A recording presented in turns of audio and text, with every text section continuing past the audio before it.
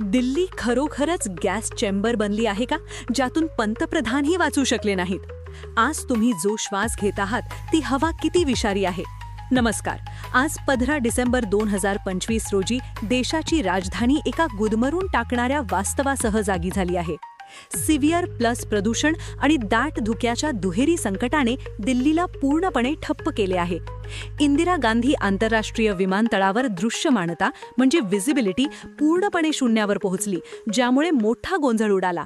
40हून अधिक उड्डाणं रद्द करण्यात आली आहेत आणि धक्कादायक बाब म्हणजे पंतप्रधान नरेंद्र मोदी यांचा जॉर्डनचा नियोजित दौराही अनिश्चित काळासाठी पुढे ढकलण्यात आला आहे. एअर क्वालिटी इंडेक्सने भयानक 500चा टप्पा ओलांडला आहे.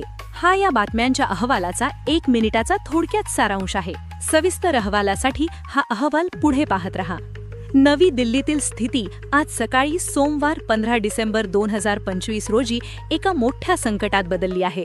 भारतीय हवामान विभागाने माहिती दिली की पालम आणि सफदरजंग विमानतळांवर पहाटे 4:30 पासून दृश्यमानता 50 मीटरपेक्षा कमी झाली होती. ज्येष्ठ IMD शास्त्रज्ञ डॉक्टर RK जैनामनी यांनी पुष्टी केली की दाट धुके आणि मंद वाऱ्यामुळे प्रदूषक जमिनीच्या जवळच अडकून पडले आहेत. यामुळे ग्रेडेड रिस्पॉन्स ॲक्शन प्लॅन GRAPचा टप्पा 4 लागू करण्यात आला आहे. याचा परिणाम सर्वत्र दिसून येतो आहे.